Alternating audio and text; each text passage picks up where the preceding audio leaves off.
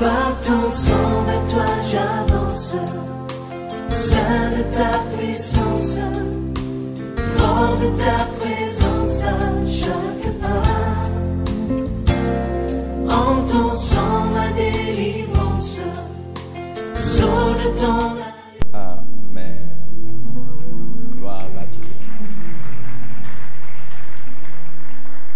Je vous salue dans le précieux nom de notre Seigneur et Sauveur Jésus-Christ.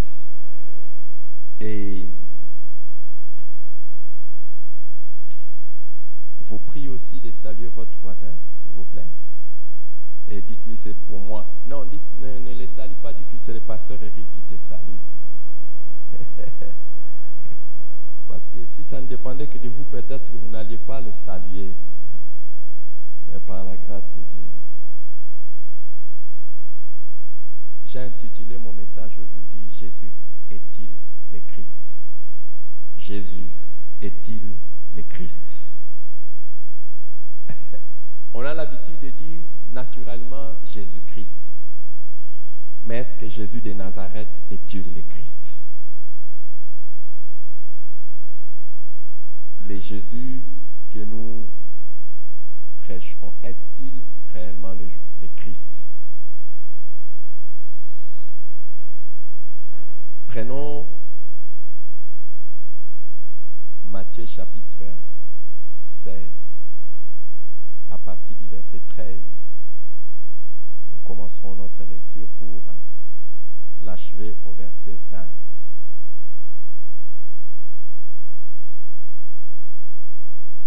Matthieu chapitre 16, 13 à 20. Jésus, étant arrivé dans le territoire de Césarée de Philippe, demanda à ses disciples, « Qui dit-on que je suis, moi, le Fils de l'homme ?» Ils répondirent, « Les uns disent que tu es Jean-Baptiste, les autres disent Élie, et les autres Jérémie, ou l'un des prophètes. Et vous, leur dit-il, qui dites-vous que je suis? » Jésus, reprenant la parole, et vous, que dites-vous que je suis? Simon-Pierre répondit, tu es le Christ, le Fils du Dieu vivant. Jésus, reprenant la parole, lui dit, tu es heureux, Simon, fils de Jonas, car ce ne sont pas la chair et le sang qui t'ont révélé cela, mais c'est mon Père qui est dans les cieux.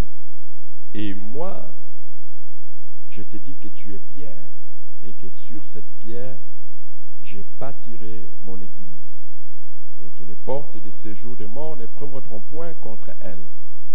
Je te donnerai les clés du royaume des cieux. Ce que tu lieras sur la terre sera lié dans les cieux, et ce que tu délieras sur la terre sera délié dans les cieux. Alors, il recommanda aux disciples de ne dire à personne qu'il était le Christ. Wow! Nous avons déjà lu cette histoire peut-être, vous avez déjà entendu parler de ça. Mais vous voyez, à l'époque où Jésus était sur la terre, il y avait des controverses autour de sa personne. Il y avait ce que nous appelons des polémiques. Plusieurs personnes avaient différentes opinions sur ce qu'il était. Alors, ici, dans cet épisode qui nous concerne, c'est lui-même qui s'intéresse à savoir qui, aux yeux de ses disciples, il était. Qui il était. Vous voyez, nous le disons aussi naturellement que possible, Jésus-Christ. Mais vous voyez que même ici, lui-même prend soin d'abord de dire, ne dites pas d'abord à tout le monde que je suis le Christ. Vous savez pourquoi? Il est dit à Pierre, le fait que toi tu saches que je suis le Christ, c'est une grande bénédiction qui t'est donnée du ciel. Tu es heureux parce que ce ne sont pas la chair ni le sang qui t'ont révélé ces choses, mais mon Père qui est dans les cieux. Donc le fait de reconnaître Christ, d'arriver à la révélation ou à la foi que Jésus de Nazareth est le Christ est une grande bénédiction. Mais je sais qu'aujourd'hui, nous ne percevons pas la chose comme cela. Comme je l'ai dit, beaucoup de choses qui peuvent nous être naturelles, des fois, perdent leur importance et leur grande signification. Mais Jésus s'est intéressé vraiment de savoir quelle était l'opinion de ses intimes, de ses disciples sur lui. Pour d'autres, c'était Jean-Baptiste, d'autres Élie, d'autres Jérémie et d'autres l'un des prophètes. Mais pour lui, toutes ces choses n'étaient pas de grande importance, mais ce qui était plus important, c'est qu'il soit reconnu comme le Christ. Mais qu'est-ce que ça veut dire? Et pourquoi c'est important de savoir si Jésus, qui est né à Bethléem, Jésus de Nazareth, parce que c'était la ville où son père adoptif Joseph habitait, pourquoi c'est important de savoir qu'il est le Christ, ou comme on le dit dans d'autres langues, en hébreu, le Messie? Pourquoi? D'abord, si Jésus est le Messie, ça veut dire que les promesses qui étaient annoncées sur le Messie dans l'Ancien Testament se sont accomplies sur sa personne. C'est important, si il est le Messie, c'est que les promesses qui ont été annoncées dans l'Ancien Testament devraient avoir leur accomplissement dans sa personne. Et s'il est le Messie, c'est que réellement l'Ancien Testament et le Nouveau Testament sont un. C'est la continuité. Parce que si Jésus n'est pas le Messie, c'est que tout ce que le Nouveau Testament dit est faux. Parce que le Nouveau Testament ne fait qu'affirmer que Jésus est le Christ ou le Messie qui a été promis dans l'Ancien Testament. Et si aussi Jésus n'est pas le Messie, c'est que lui-même était un menteur, parce que lui-même a dit qu'il était le Messie. Alors c'est pour ça qu'il nous faut arriver à la certitude qu'il est réellement le Christ. Et s'il n'est pas le Messie, en quatrième lieu nous dirons que s'il n'est pas le Messie, c'est qu'il est comme n'importe quel autre prophète, n'importe quel autre serviteur de Dieu. Parce que le Messie, comme nous allons le voir, était un personnage mystérieux et unique, promis. Donc, si Jésus n'est pas le Messie, c'est qu'il est comme tout autre prophète ou serviteur de Dieu. Alors, regardez en quoi ces faits étaient aussi importants, non pas seulement pour lui, Jésus, mais aussi pour les disciples. Dans Actes chapitre 18, dans Actes chapitre 18,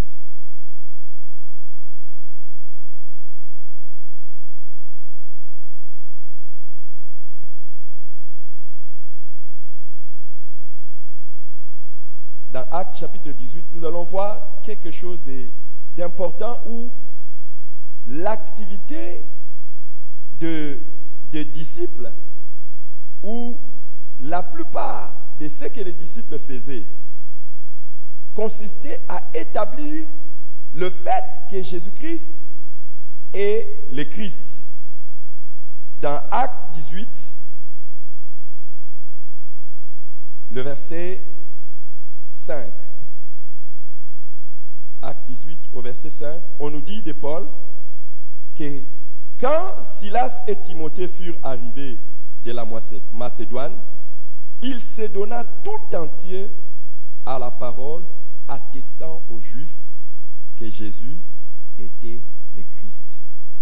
Donc, l'essentiel du ministère de l'apôtre Paul était d'établir le fait que Jésus est le Christ. Amen. Et quand on nous parle d'un autre excellent enseignant, il s'agit d'Apollos, dans le verset 28. dans le verset 28, on nous dit, et on parle d'Apollos, au verset 28, on nous dit, car il refutait vivement le juif en public, démontrant par les Écritures que Jésus est le Christ. Pourquoi les apôtres se sont attelés à démontrer que Jésus est le Christ? Pour la simple et bonne raison que le juif de son époque, évidemment, certains juifs de son époque, et même d'ailleurs d'aujourd'hui, pour beaucoup et certains juifs de son époque, ils n'ont pas voulu accepter que Jésus soit le Christ ou le Messie. Ils n'ont pas voulu accepter cela. Et pourquoi? Accepter cela, c'est donner à Jésus ce qui est, comme on peut dire, ce qui est un caractère unique ou un caractère d'un personnage unique dans l'histoire. Pourquoi? Pour les Juifs, le Messie, comme je l'ai dit, devait être un personnage mystérieux et un personnage unique dans l'histoire. Quelqu'un qui se revendiquerait être le Messie, c'est quelqu'un qui n'est pas ordinaire. Et Jésus, effectivement, ne l'était pas.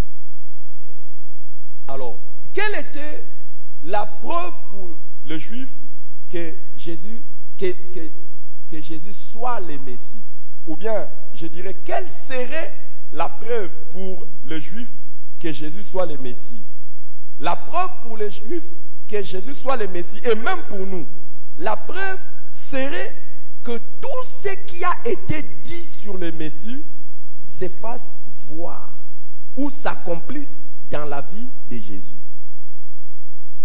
C'est ce qu'on appelle dans la défense de la foi ou en apologétique l'argument prophétique. Ça veut dire qu'il existe des prophéties concernant le Messie et que ces prophéties se sont accomplies dans la vie de Jésus. Donc, Jésus-Christ est le Messie. Simple syllogisme. C'est un simple syllogisme et ceux qui ont fait un peu de notion de logique savent qu'on peut établir la certitude d'une chose en suivant un raisonnement logique. Donc, je pose le premier postulat. Il existe des prophéties dans l'Ancien Testament sur le Messie.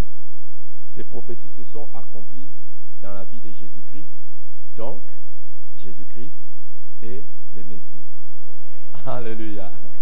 Et la deuxième des choses que nous pouvons faire, c'est vérifier si ces prophéties, parce qu'on peut dire que ces prophéties se sont accomplies par hasard, ou que ces prophéties se soient accomplies par un certain arrangement humain.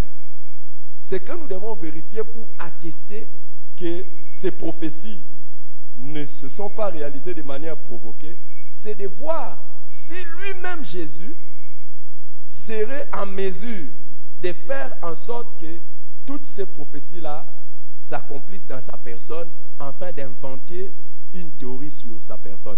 Et rapidement, nous allons essayer d'examiner certaines prophéties qui existaient sur le Messie et qui se sont accomplies dans la vie de Jésus. Et nous verrons aussi si Jésus était en mesure lui-même de fabriquer les choses pour que ça coïncide en sa personne, afin que les preuves éclatent qu'il est le Messie. Un petit raisonnement. Qui aimerait que je poursuive? Est-ce que nous sommes ensemble? Alors, voici comment il faut comprendre d'abord les Messies, c'est-à-dire qui est ce personnage de Messie.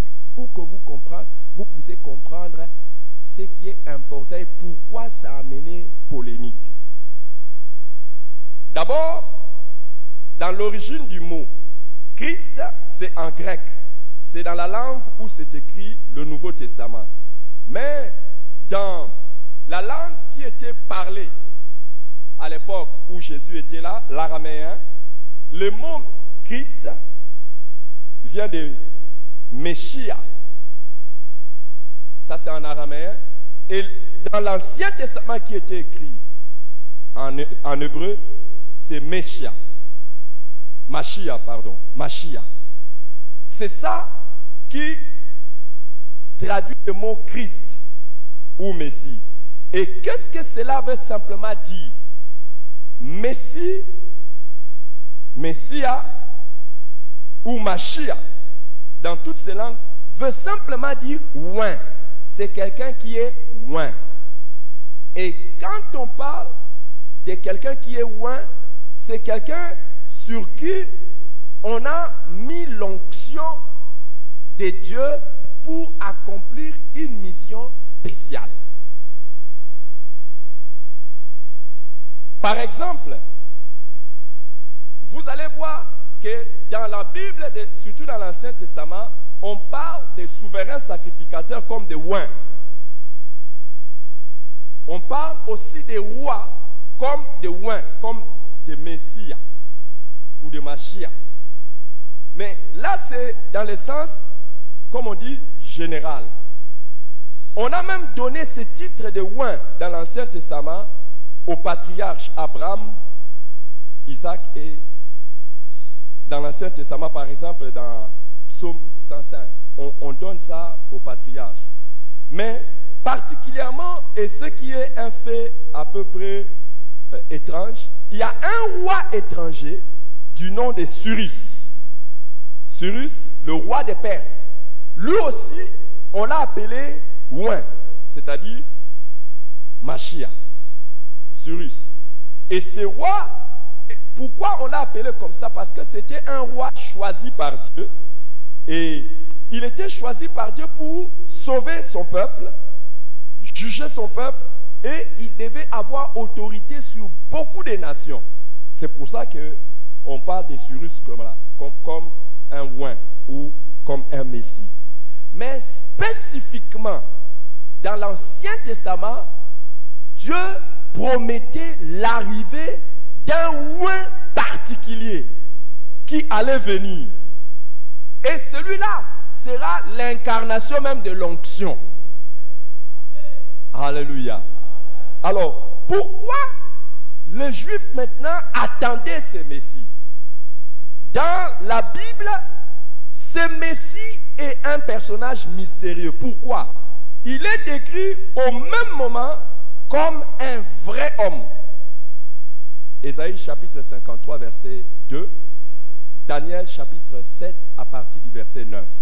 Ésaïe 53 2 et Daniel 7 à partir du verset 9. Donc le Messie devait être un homme, un vrai homme. Mais ce qui est particulier avec ce Messie, il ne va pas seulement être un homme, mais il va aussi être un prophète. Ce Messie devait être un prophète. Ésaïe chapitre 49 verset 1. Il ne devait pas seulement être un prophète, mais il devait être aussi un législateur. C'est-à-dire quelqu'un qui allait venir établir les lois et être le médiateur d'une alliance. Il devait également être libérateur du peuple de Dieu. Donc quand il allait venir, les peuples n'allaient plus être esclaves, ils allaient être libres. Au même moment, il ne devait pas être seulement prophète, il ne devait pas seulement être législateur, il ne devait pas seulement être libérateur, il devait être également un roi. Et un roi qui, au bout de compte, allait régner sur le monde entier. Un roi juste, celui qui apporterait le salut d'abord aux Juifs et à toutes les autres nations du monde. Alors, ce qui faisait que le Juif attendait ces rois-là, ces oints-là. Pourquoi? Parce qu'il se disait, ça sera leur roi, et à partir de ces rois, ils vont maintenant régner sur le monde entier. Et c'est un roi qui, quand il vient, il va libérer les gens de toute forme d'esclavage. Un prophète, il parlera de la part de Dieu. Mais ce qui était aussi capital et très intéressant à noter, c'est que les Juifs, au même moment, ils attendaient un homme, un prophète, un législateur, un sacrificateur, un homme, comme je l'ai dit. Mais l'Ancien Testament nous montre que le Messie ou le Christ devait être Dieu. Il serait Dieu en personne. Donc, à la personne du Messie devait être la cohabitation de l'homme et de Dieu, ou l'union de l'homme et de Dieu. C'est ce que les théologiens appellent l'union hypostatique de Jésus, c'est-à-dire l'union de l'homme et de Dieu. Alors, c'est ce qui fait que beaucoup de Juifs attendaient ce roi. Ils se disaient, quand ce roi viendra, il n'y aura plus de problème. Il établira la paix. Il va régler la question de la pauvreté. Il va régler la question des guerres. Il va régler toutes ces autres questions. Et Jésus, quand il est arrivé, nous devons nous poser la question si lui-même avait conscience de ça et s'il avait proclamé cela. Mais avant cela, nous devons voir maintenant si les prophéties qui ont été données dans l'Ancien Testament ont eu leur accomplissement dans Jésus. Et comme je l'ai dit, après nous allons examiner s'il y avait possibilité que nous puissions, que Jésus les organise afin que ça s'accomplisse en lui. Alors, dans l'Ancien Testament, il y a des prophéties qui sont données sur l'origine du Messie, la naissance du Messie, les précurseurs qui devaient venir annoncer son ministère, sa vie et ses qualités. Évidemment, il y a aussi des prophéties qui concernent sa passion ou sa mort et des prophéties qui concernent sa résurrection, sa glorification. Sans parler de l'établissement de son royaume universel.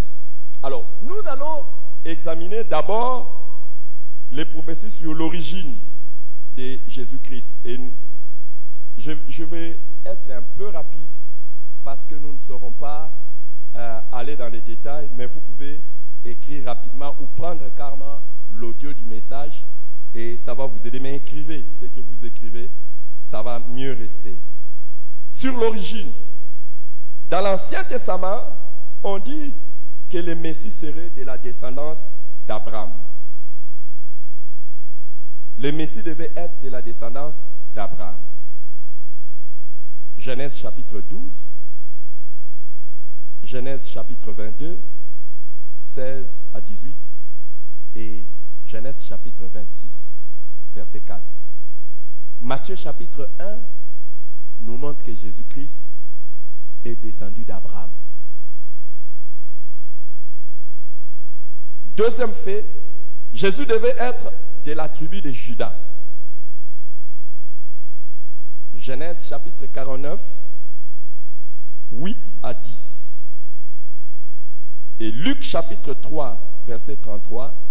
Et Hébreux chapitre 7, verset 1 nous montre que Jésus est de la tribu de Juda. Amen. Oh oui, évidemment, Abraham avait beaucoup de descendants. Beaucoup étaient de la tribu de Juda.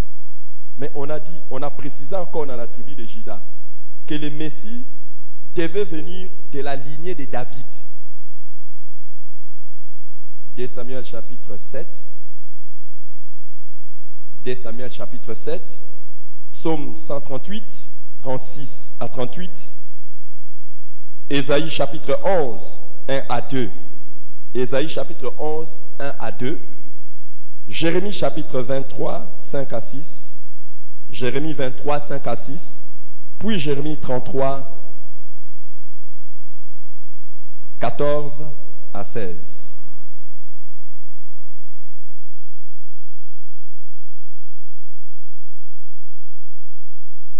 Matthieu chapitre 1 nous montre que Jésus est né de la famille de David. Amen. Amen.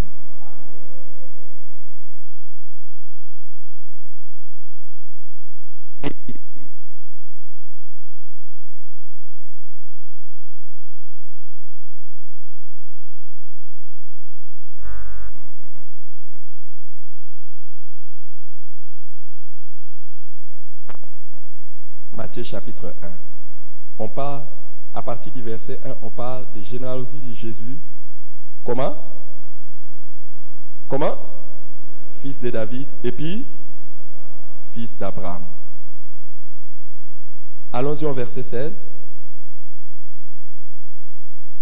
Lisez avec moi.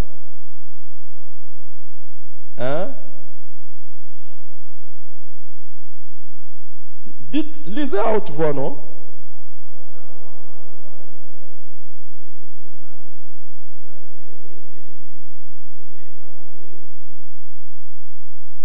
Pourquoi on donne cette précision? Jacob engendra Joseph, l'époux de Marie, de laquelle est né Jésus, qui est appelé Christ. Pourquoi Matthieu dit ça? Parce que le Christ devait être de la lignée de David. Quand Dieu a dit à David, le sceptre ne s'éloignera pas de ta famille, tu ne manqueras pas de successeurs sur ton trône. Il a parlé de Jésus. Mais pour que quelqu'un soit établi comme roi de la tribu de David, il devait être d'un père qui est de la tribu de David. Même si Marie, dans Luc, comme Luc nous montre, que Marie aussi était de la lignée de David, mais à cause de Marie, Jésus ne pouvait pas prendre le trône. C'est pour cela, ne te marie pas avec n'importe qui. Ta destinée est aussi liée à ça. Donc, Jésus-Christ devait... Marie s'est liée. Pourquoi Marie a-t-il été sélectionnée parmi les vierges?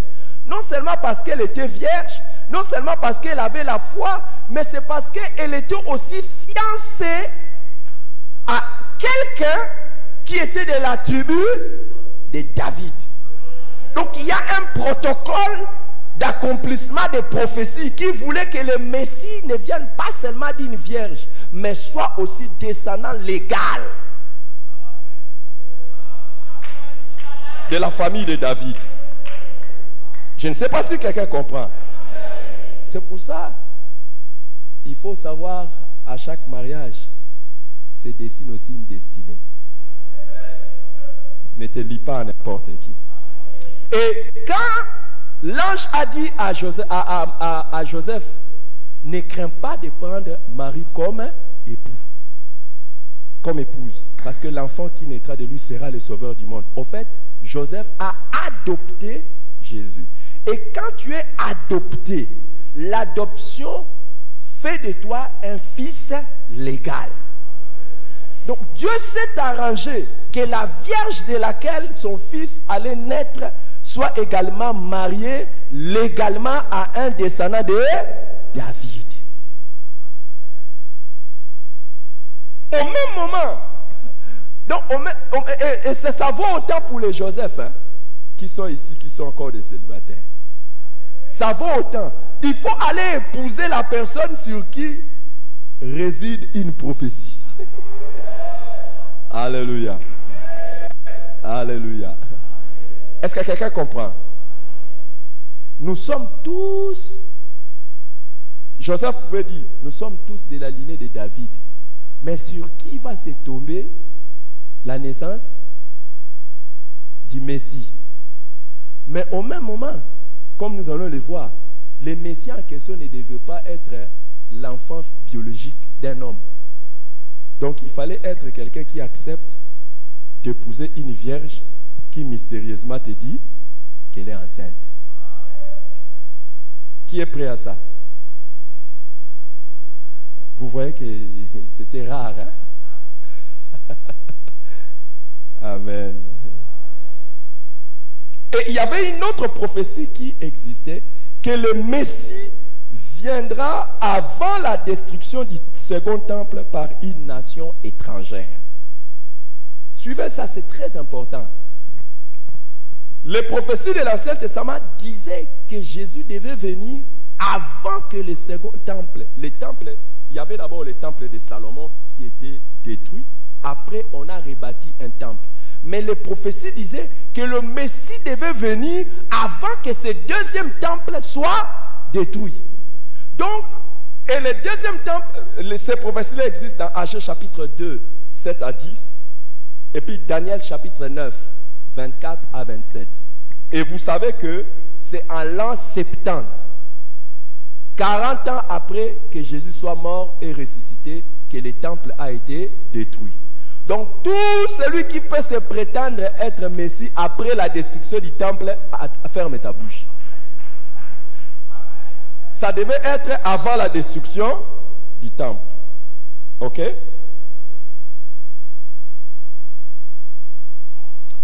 Et il devait aussi naître, comme je l'ai dit tout à l'heure, d'une vierge. Ésaïe chapitre 7, verset 14. Il faut aller poser la question à ton père ou à ta mère. Si tu es né quand si tu es né quand ta mère était vierge. Sinon, exclus-toi de la liste de ceux qui sont des messies. Alors, le jour où vous voyez les gens adorer quelqu'un comme Dieu, demandez un peu, est-ce qu'il est né d'une vierge? Hein? Le jour où les gens élèvent quelqu'un, demandez un peu. Oh, c'est vrai. Une fois, nous sommes allés pour les comptes de l'évangélisation dans le Congo central. J'étais avec l'un de mes fils dans le ministère. Pendant que nous étions en train de prêcher certains, au Congo central, il y a beaucoup de dieux. Beaucoup de gens qui se disent des dieux. Alors nous étions justement à quelques places, à un endroit où pendant qu'on prêchait à ces jeunes gens-là, et ils nous ont dit qu'ils étaient en train de prier un des dieux de là-bas. Alors on a dit, comment vous croyez qu'il soit Dieu? Ils disent, ils nous montrent un virage où la personne avait fait un accident.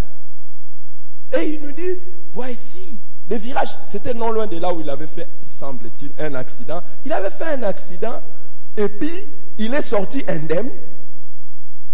Et en sortant indemne, il y avait des sangs, mais quand on a regardé son corps, il n'y avait pas de blessures.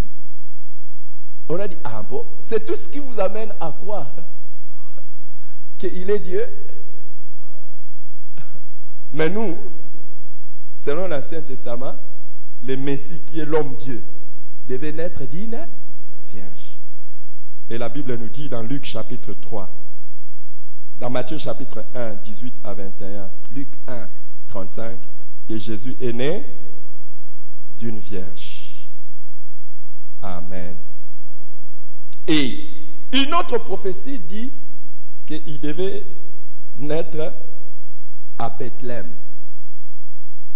Ephrata, en Judée.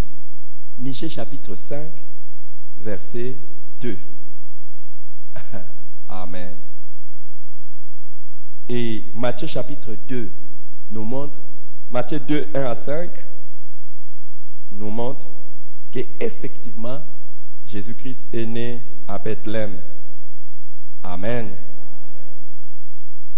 Et il est dit dans Jérémie chapitre 31, verset 15, qu'à sa naissance, après sa naissance, Rachel pleurera ses enfants.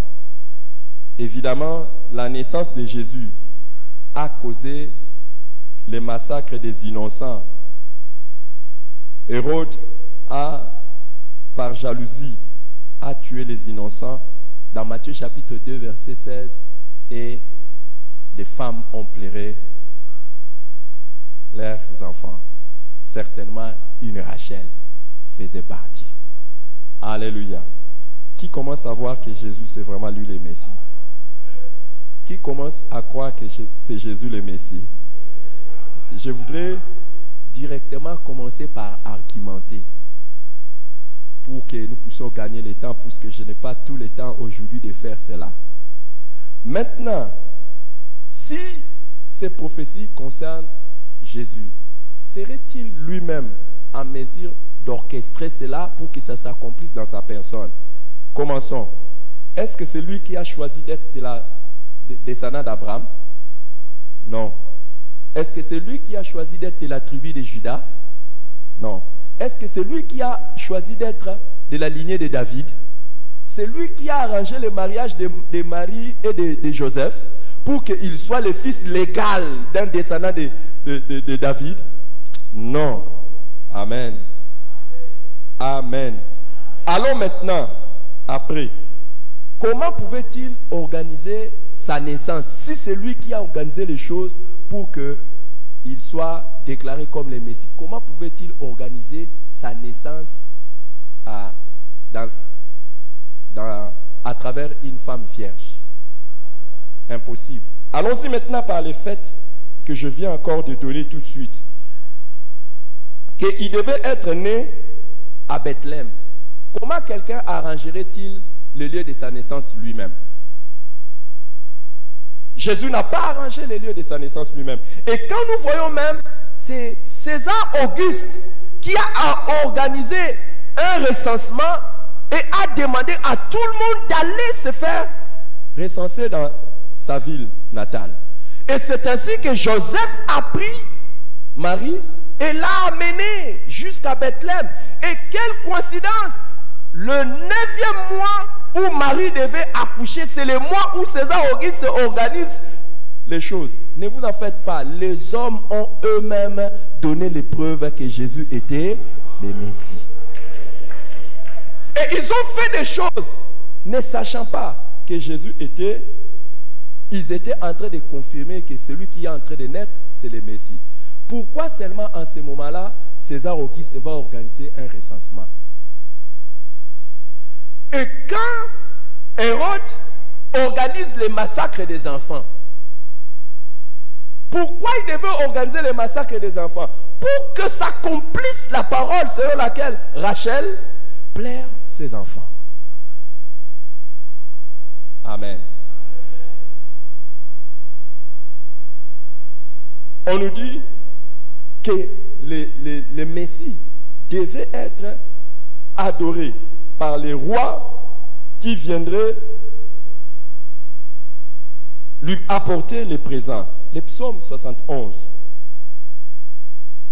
10 à 11, Ésaïe 49, 23, nous montrent que les rois devaient venir l'adorer et lui présenter des cadeaux. Et Matthieu chapitre 2 nous montre que les mages sont venus de l'Orient pour lui apporter des présents. Amen. Amen. Quand il était encore bébé. Demandez à quelqu'un si lui, quand il était bébé, les rois sont venus pour apporter des présents. Si quelqu'un se dit qu'il est le Christ, posez-lui cette question. Et on nous dit qu'il reviendrait de l'Égypte. Osée nous dit, j'ai tiré mon fils hors de l'Égypte. Osée chapitre 11, verset 1. Il s'est fait que Jésus-Christ, pour être épargné, était envoyé en Égypte. L'ange a dit à Joseph, amène l'enfant en Égypte. Et ils sont partis en Égypte et il est revenu de l'Égypte. Tout ça afin que s'accomplisse l'Écriture. Amen. Maintenant, concernant son précurseur. Concernant son précurseur, il est dit que un précurseur annoncerait le Messie. C'est-à-dire que quelqu'un viendrait, un prophète viendrait pour annoncer le Messie. Malachie chapitre 3, versets 1 à 3. Et Jean-Baptiste a annoncé la venue de Jésus, le ministère de Jésus. Luc chapitre 1, verset 76. Et on nous dit que ces précurseurs devaient faire entendre sa voix, où il prêcherait dans le désert. Toujours Malachie chapitre 3. Et puis Ésaïe 40 verset 3. Et Jean-Baptiste était un prédicateur dans le désert. Luc chapitre 3 verset 4. Est-ce que Jésus aurait pu demander à celui qui allait le présenter et l'annoncer d'aller prêcher dans le désert a-t-il donné quelque chose à Jean-Baptiste pour qu'il aille prêcher dans les déserts afin que s'accomplisse l'écriture? Inimaginable. Une autre chose, concernant maintenant sa vie et sa qualité, et ses qualités, voudrais-je dire, on dit que le Messie sera pauvre, travaillant dès sa jeunesse. Des prophéties disaient que le Messie devait être issu d'une famille pauvre et qu'il travaillerait dès sa jeunesse. Psaume 87, verset 16. Matthieu chapitre 13, verset 55, nous apprend que Jésus, non seulement qu'il était fils du charpentier, qu'il travaillait de ses mains. Le Seigneur nous a aimés comme on n'a jamais aimé. Il nous guide chaque jour comme une étoile dans la nuit. Quand nous partageons le pain, il nous donne son nom.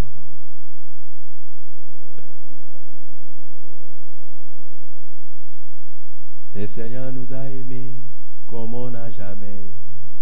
Pour les gens de son village, c'est le fils du charpentier. Il travaille de ses mains comme le font tous ses amis. Il connaît les durs labeurs de chaque jour.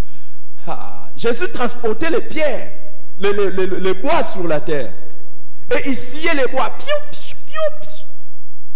Les gens pouvaient dire, si c'était lui le Messie, comment il est né pauvre comme ça? Mais il y a une prophétie qui existait, qu'il devait naître dans des conditions pauvres.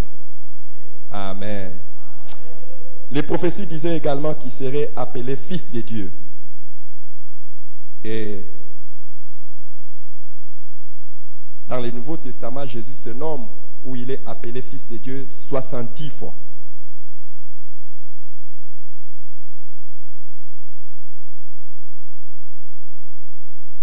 Les prophéties disaient aussi que l'Esprit du Seigneur reposerait sur lui. Ésaïe 11, 2. Et lors de son baptême dans Matthieu chapitre 3, l'Esprit du Seigneur est descendu sur lui. Et l'Esprit du Seigneur est descendu sous forme d'une colombe.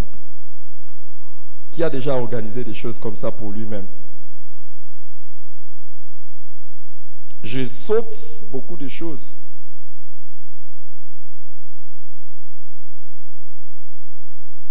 Je saute, n'est-ce pas?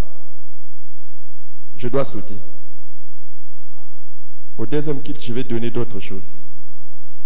Il est écrit aussi dans l'Ancien Testament que le Messie entrera triomphalement à Jérusalem, montant sur une ânesse. Zacharie chapitre 9, verset 9. Et dans Matthieu chapitre 21, verset 7, Jésus est entré triomphalement à Jérusalem.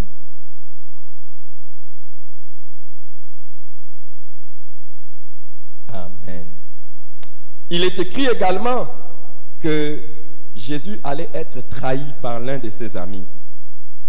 Psaume 11, verset 10. Qui a trahi Jésus? Judas. Et comment il l'a-t-il appelé?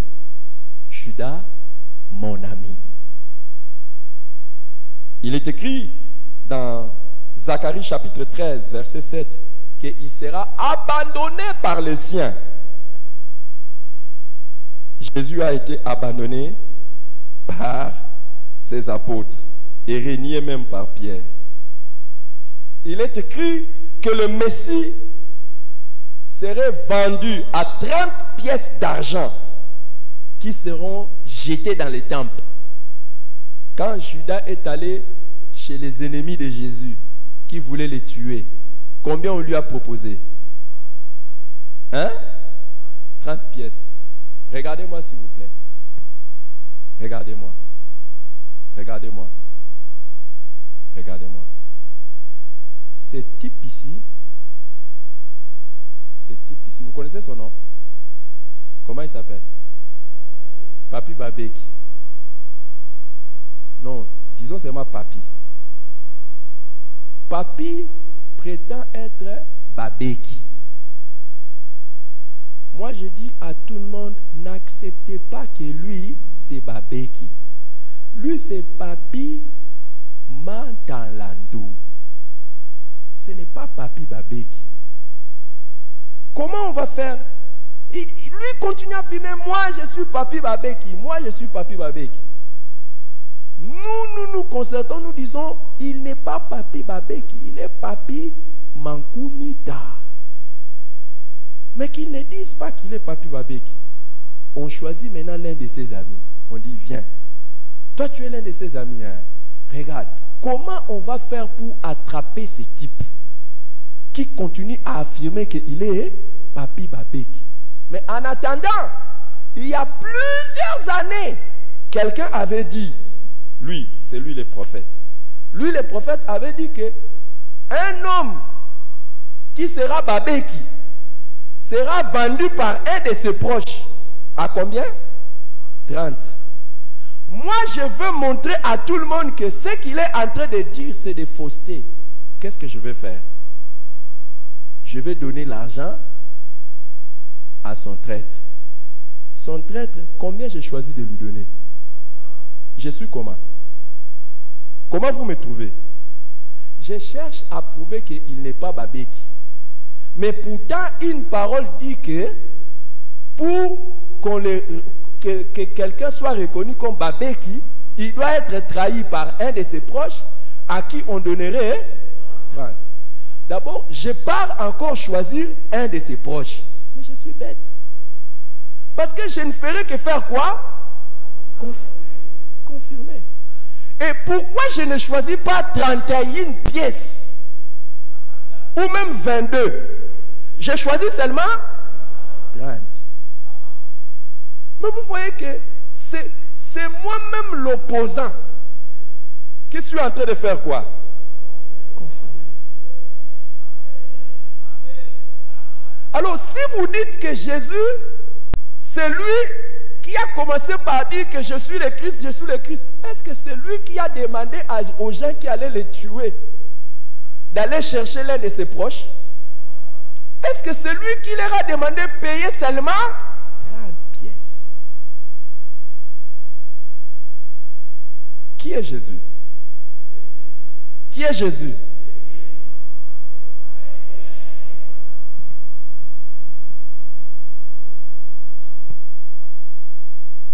Vous voyez pourquoi c'est essentiel d'établir cela.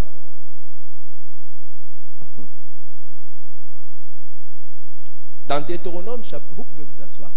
Dans Deutéronome chapitre 21, 6 à 7, on nous dit que ces juges se laveront les mains. Ces juges devaient se laver les mains. Les jours où Jésus est jugé devant Pilate,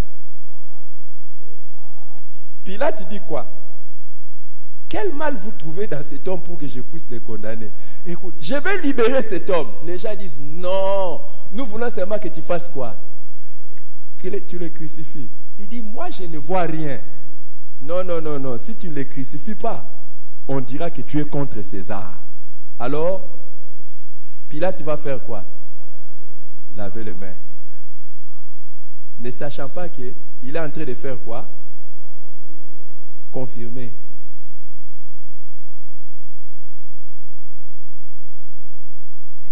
Alléluia. Matthieu chapitre 27, verset 24.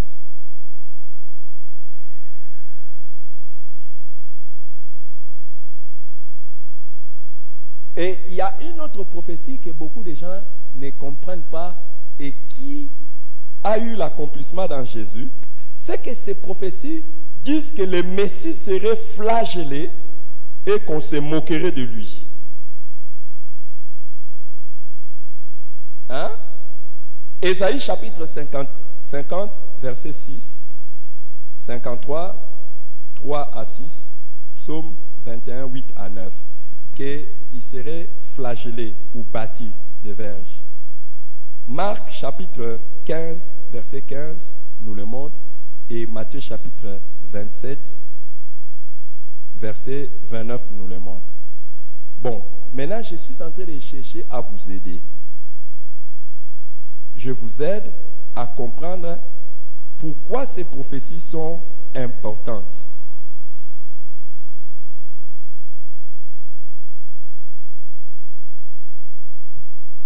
Si vous lisez l'Ancien Testament, le mode pour condamner les gens à mort, c'est quoi pour les Juifs? Les Juifs, pour condamner quelqu'un à mort, ils l'achèvent comment? Par une chaise électrique. Hein? C'est par injection. C'est par quoi? Lapidation. Mais quand les prophètes disent que le Messie allait être flagellé et pendu au bois, c'était quelque chose qui n'existait pas chez les Juifs. Mais pourquoi cela est-il arrivé?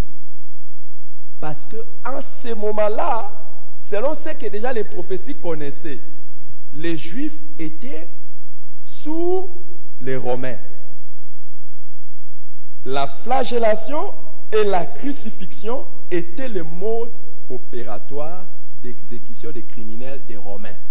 Donc Dieu savait déjà par les prophètes que le temps où son fils viendrait serait le temps où les Juifs seraient sous la domination d'un gouvernement qui exécute les gens par flagellation. Est-ce que quelqu'un comprend? Qui voit les hasards dans ça? Est-ce qu'il y a un hasard? Il y a quoi?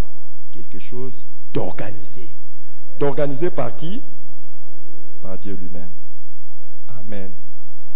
Et il est écrit dans le psaume 22, versets 17 à 18, qu'on les percera les mains et les pieds. Donc, voyez la crucifixion, on les percera les mains et les pieds. Mais pourquoi les Juifs ne l'ont pas lapidé? Ils n'avaient pas le pouvoir de le tuer par lapidation. Et on les percera les mains et les pieds. Et ils l'ont pendu. Vous savez l'histoire dans Luc chapitre 24. Et on dit aussi que on le percera d'une lance. Maintenant, Jésus qui est crucifié à la croix, un soldat qui se rend compte qu'il est mort.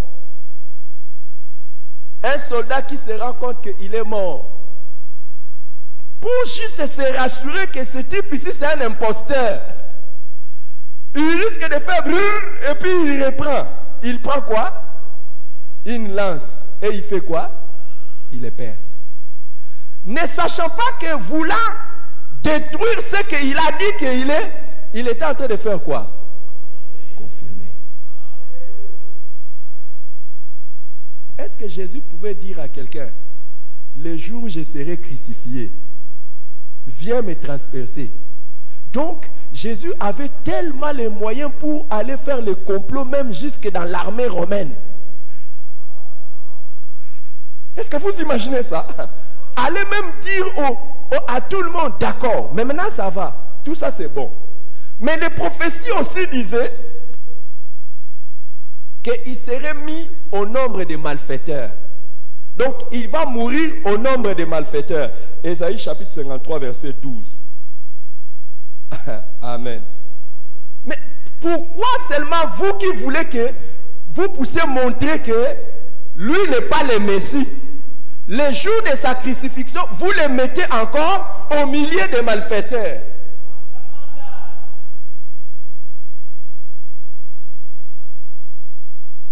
Je sais qu'aujourd'hui, ce n'est pas la prédication de Alléluia, Amen. Hier, on a prêché, hier, on a célébré la naissance de Jésus dans le monde entier. J'ai eu à cœur de vous montrer que Jésus est le Christ.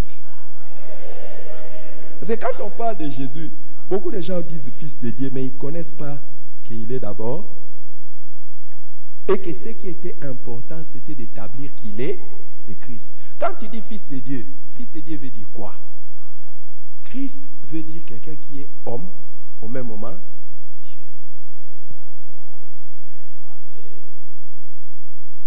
Et il l'a percé. Il y a beaucoup d'autres preuves que je ne saurais vous donner ici. Quand Jésus dit j'ai soif, on vient, on lui donne. On lui donne de vinaigre. Et pourtant, il y a une prophétie qui existait. Pourquoi seulement vous-même, vous êtes en train de multiplier les preuves? Donc, jusqu'à la croix là-bas, là où vous êtes en train de le crucifier, vous êtes encore en train de faire des choses qui montrent que c'est vraiment lui le Christ. Amen. Amen. Et on nous dit qu'il serait enseveli ou sa tombe serait parmi les riches. Ésaïe 53, verset 9. Et qu'est-il arrivé? Joseph d'Arimathée est venu demander le corps de Jésus pour aller l'enterrer où? Hein? Dans un tombeau neuf qui était en train d'être préparé. Vous savez, normalement les vrais riches préparent aussi leur tombeau. Hein? Je sais que les gens de la foi n'aiment pas beaucoup de choses comme ça. Voyez? Et là. Et pourquoi on devait aller les mettre dans les tombeaux des riches? N'oubliez pas, Jésus est crucifié comme un malfaiteur. Normalement, les malfaiteurs n'ont pas droit au tombeau. On les jette où c'est? Dans des fosses communes. Mais si on avait jeté Jésus dans une fosse commune, où il était enterré dans une tombe ordinaire comme ça, comment on allait constater la suite des événements? Comment on allait savoir qu'est-ce qui arriverait après? Il devait être mis dans un tombeau spécial.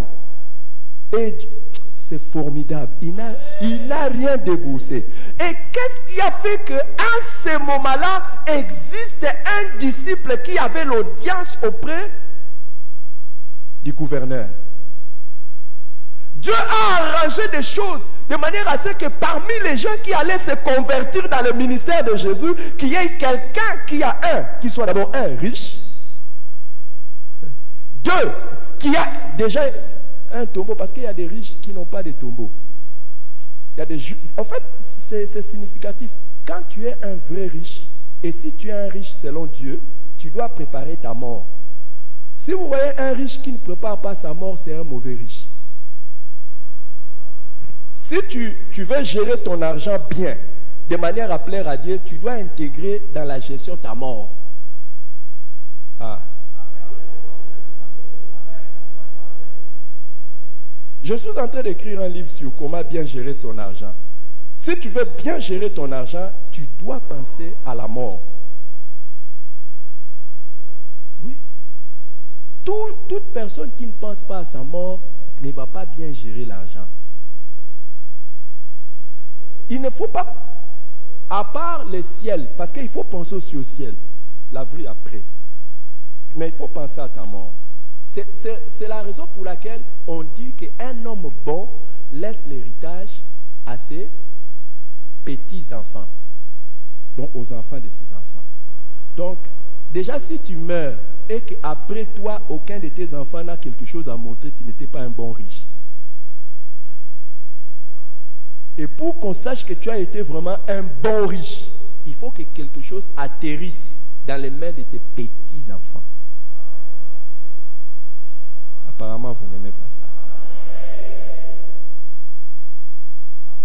C'est ce qui fait que la richesse ne peut pas se retrouver dans les habits. Hein? Tu as laissé l'habit, tu as laissé un véhicule. L'amortissement d'un véhicule, ça n'atteint pas les... Donc si vous voyez quelqu'un qui veut montrer qu'il est riche par les habits, des choses comme ça, je laisse ça. Je reviens sur Jésus. Je suis en train de méditer des choses extraordinaires. Et quand je vous partage ça, j'ai l'impression que peut-être il ne fallait même pas que je vous partage. Le riche insensé, c'est celui qui mangeait et qui faisait tout, qui ne pensait pas que la mort peut venir. C'est ce que Jésus dit. Un riche sage pense chaque jour à la mort. Je vais le dire tout à l'heure, nous avons perdu un pasteur, celui qui était mon prédécesseur, le pasteur de notre église sœur. Quand il est mort, je vais en parler. Directement, ma tête a tourné comme ça. Moi, tel que je suis là, je vis chaque jour de manière à ce que si je meurs, qu'il n'y ait pas un flou autour de moi. Par exemple, tel que je suis là, il n'y a rien que d'abord ma femme ou mes enfants auront du mal à gérer après moi. Il n'y a rien. Mon avocat est là, celui qui m'aide dans les histoires. Il n'y a rien.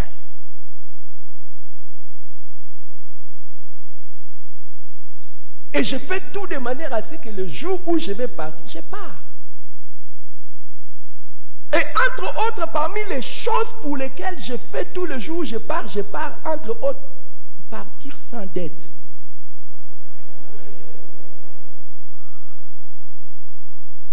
Je reviens encore sur ça. Je laisse ça.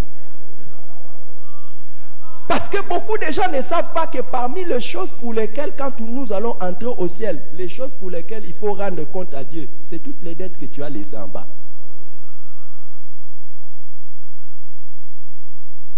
Et si ce n'est pas la mort, et si le jour de l'enlèvement, quelqu'un, un chrétien, a les dettes des païens, que Jésus l'enlève.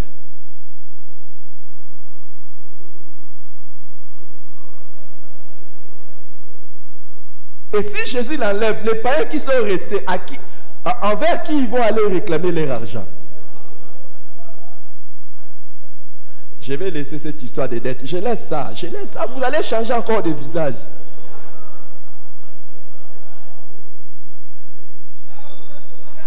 Oh, ok. Non, oubliez ça. Jésus revient les 10. Tu n'as pas payé les loyers d'un païen. Je demande qu'il t'enlève.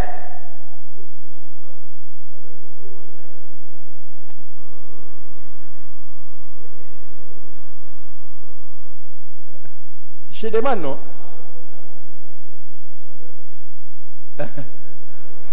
Hein?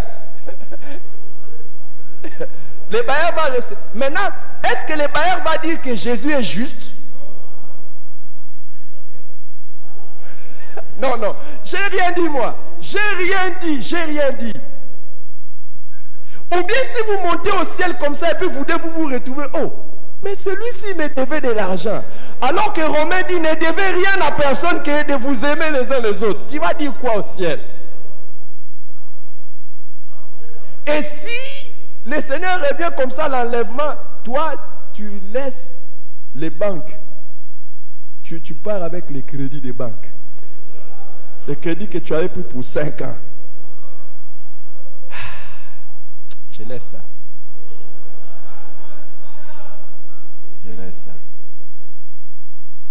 Non, c'était un levier économique. N'est-ce pas? Un levier économique. C'est une manière de booster les affaires. Et Dieu?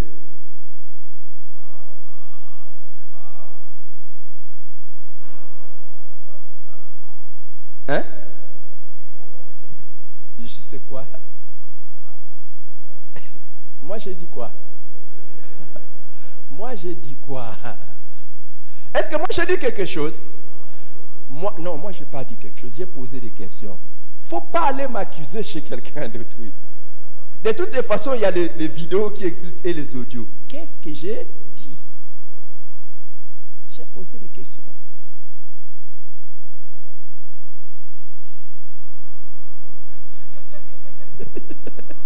Alléluia.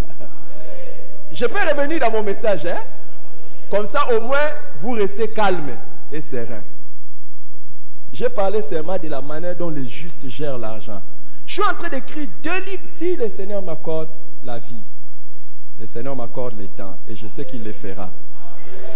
Et il permettra que je puisse sortir ça pour son peuple. La manière de bien gérer son argent.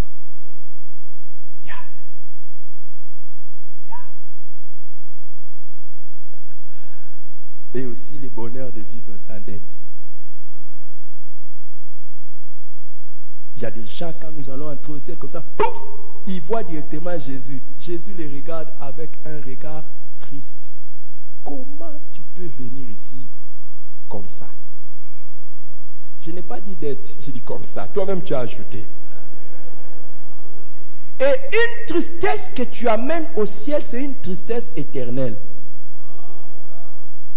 Tu vas changer ça comment là-bas? Là-bas, il n'y a pas de repentance.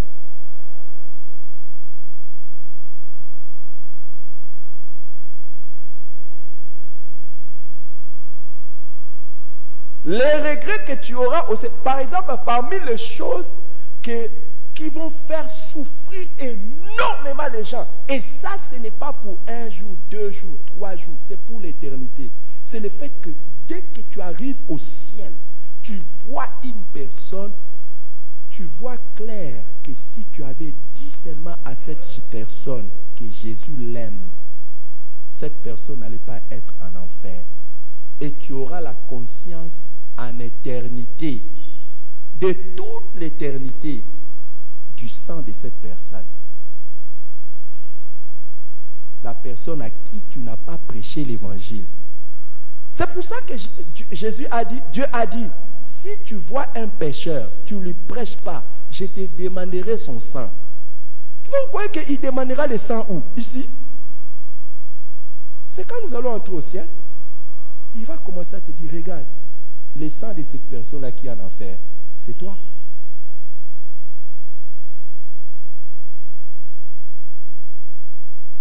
Hein? Vous êtes calme.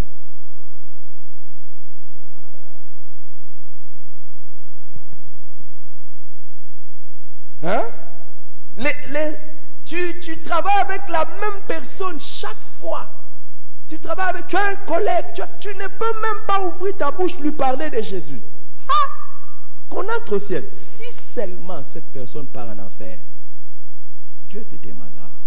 C'est ça qui fait que Paul dit, je ne veux pas, le jour où je serai au ciel, paraître comme un serviteur qui a à rougir. Je vous dis, cette semaine, le pasteur qui est mort, ça a bouleversé ma vie. Et c'est tombé à un moment qui n'était pas, j'allais dire qui n'était pas bon. Parce que justement, j'étais en train de méditer devant Dieu. Pourquoi il faut travailler? Parce que la nuit vient où personne ne peut travailler. Et puis, on m'apprend qu'un pasteur, directement, je commence à dire, c'est là donc c'est que moi, je dois travailler. C'est ça.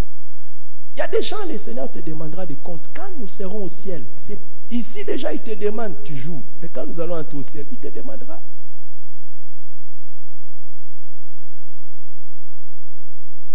Ah, le ciel sera comment? Toko chanter, toko bina, toko yemba, toko yemba, toko bina, toko chanter. C'est ça, hein? Et pour ceux qui seront en enfer, toko chanter, toko bina, toko yemba. Vous croyez que le cœur de Dieu, le cœur d'amour de Dieu pour les non perdus, il va dire, s'il est là-bas à cause de toi, je t'avais fait confiance. Je t'avais fait confiance. Et il ne te dira pas, tu n'étais pas dans les départements d'évangélisation. Il ne te dira pas, tu étais dans la décoration ou tu étais dans un autre département. Il dira, c'était toi qui devais l'avertir. Ce n'est pas l'affaire d'un département. Oh non, moi j'étais à l'intercession, j'ai prié. Tu priais, mais comment entendront-ils s'il n'y a personne qui parle? La prière c'est bon, mais parler. Ah, vous m'avez lâché, je reviens. Jésus est-il le Christ? Vous commencez à me regarder comme si je ne suis pas votre frère.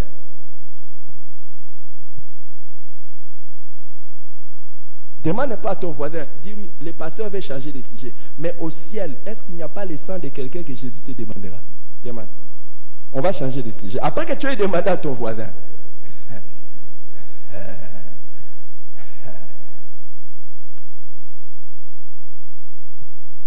Jésus devait être, le Messie devait être enterré dans une tombe d'un riche. Matthieu chapitre 26, 57, il a été mis dans un tombeau d'un riche. Mais ce qui est le plus intéressant et le plus de tous, le Messie ressusciterait le troisième jour. Psaume 15, verset 9, Osée chapitre 6, verset 3, Ésaïe chapitre 11, verset 10. Il devait ressusciter le troisième jour. Et Jésus-Christ, le troisième jour, il est ressuscité d'entre les morts. Et il n'y a plus jamais quelqu'un qui est mort et qui soit ressuscité le troisième jour. Pour nous, et de toute évidence, Jésus est vraiment le Christ. Et s'il est le Christ, il est notre Sauveur. Il est notre Dieu. Et nous pouvons l'acclamer, nous pouvons le célébrer, nous pouvons le magnifier. Alléluia. Par ton sang vers toi j'avance, saint de ta puissance, fort de ta présence. En ton sang ma délivrance, sceau de ton